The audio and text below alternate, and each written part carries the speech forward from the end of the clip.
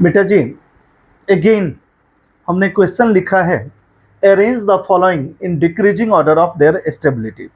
Right बेटा जी, देखिए यहाँ पर क्वेश्चन समझिए, फिर मैं आपके साथ डिस्कस करता हूँ। क्वेश्चन मैंने जानबूझ करके पहले लिख दिया था, जब आपका समय बचेगा। देखिए, लिखिए, समझिए। देख बेटा, बताइए आरब, सानवी, बोल बेटा।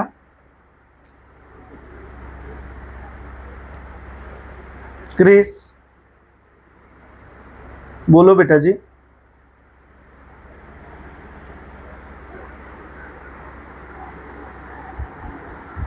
देखिए यहाँ पर बेटा एरोमेटिक और एंटी एरोमेटिक से रिलेटेड क्वेश्चन है। आपको बता चुका था एरोमेटिक सबसे ज़्यादा स्टेबल, उसके बाद साइक्लिक, फिर बेटा एंटी एरोमेटिक। क्लियर है? जिसमें आपको बताया था एरोमेटिसिटी के लिए क्या कंडीशन बताया था। Compound should be in conjugation, compound should be cyclic, planar और nearly planar, and follow Huckel's rule for aromaticity 4n+2 pi electrons. Clear है बेटा?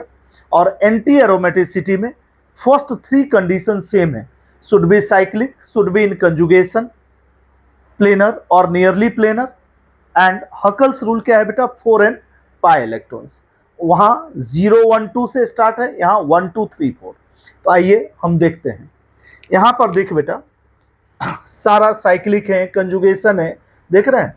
पाई negative charge conjugation, pi negative charge conjugation, pi negative charge conjugation, और cyclic भी है, planar भी है। तो ये डिसाइड होगा through Huckel's rule.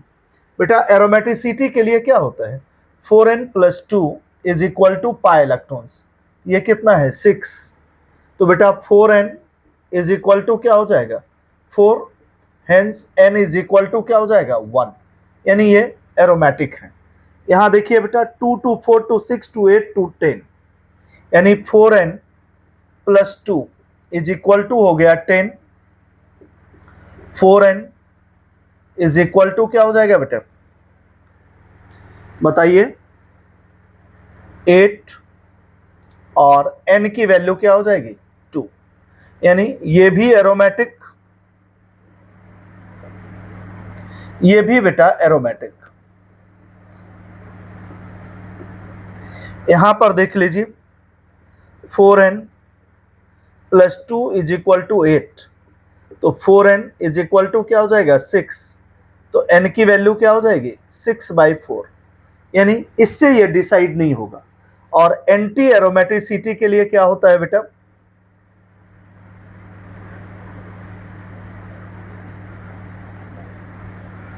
Four n is equal to 8 electrons, यानी कितना हो गया बेटा? 2। यानी ये एंटी एरोमेटिक है। अब देख बेटा, 2 एरोमेटिक है और एक एंटी एरोमेटिक है। अनडाउटेडली सी की जो स्टेबिलिटी होगी वो क्या होगी? सबसे कम होगी।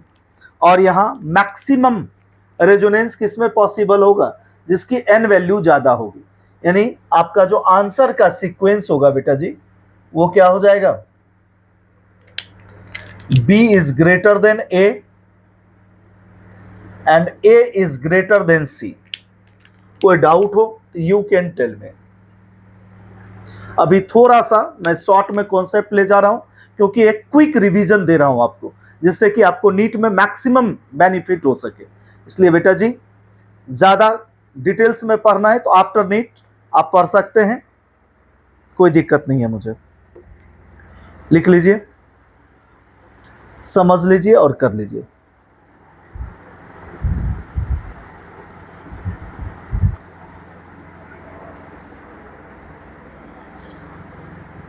कोई डाउट है बेटा? आई होप सो लिख लिया होगा आपने। अब क्वेश्चन लिख रहा हूं मैं।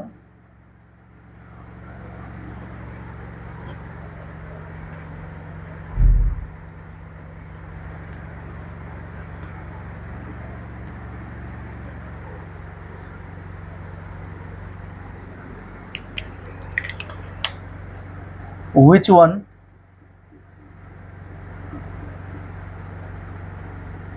is most stable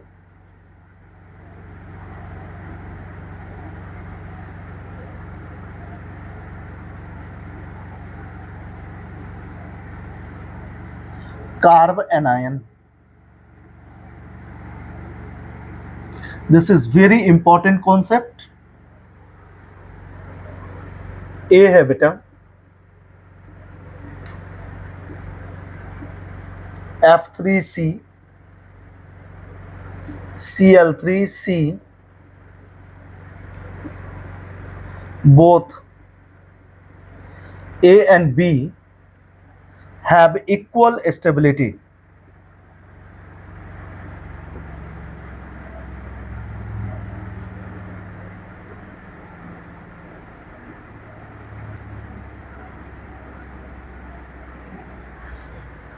And D is none.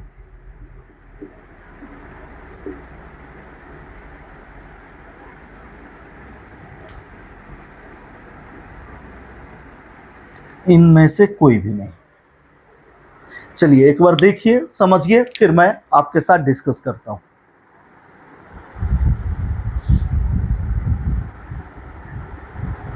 बेटा बहुत ही आसान लॉलीपॉप क्वेश्चन है।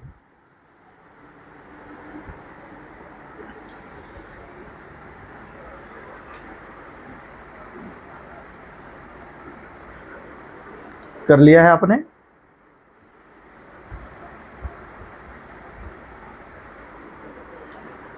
अब देखिए बेटा, मैंने आपको बताया है -i पावर, अभी भी थोड़ी देर पहले लेक्चर में मैंने डिस्कस करा है, directly proportional to stability of carb anions.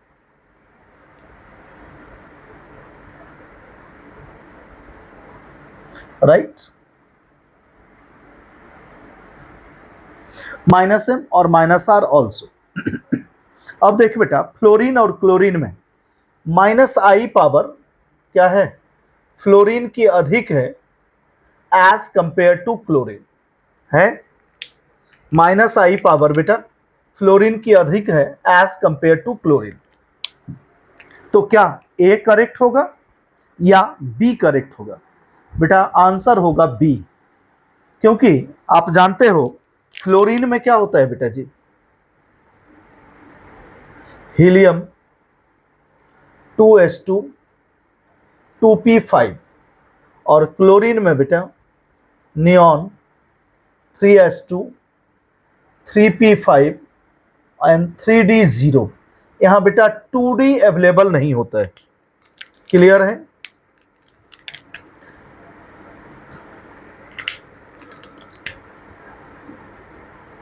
और ये अवेलेबल है एम्प्टी d ऑर्बिटल, यानी इन दिस केस बेटा क्या हो जाएगा, d ऑर्बिटल रेजोनेंस, इसकी जो पावर है वो -i पर डोमिनेट करेगी। आई बात समझ में? क्योंकि Cl में क्या है बेटा, एम्प्टी d ऑर्बिटल है, यानी यहां पर आप रीजन लिख सकते हो due to d orbital resonance B is more stable than A। Clear है बेटा जी? कोई डाउट हो you can tell me without any hesitation. है कोई डाउट? समझ में आ गई? ओके बेटा जी, bye, good night and good luck to all of you.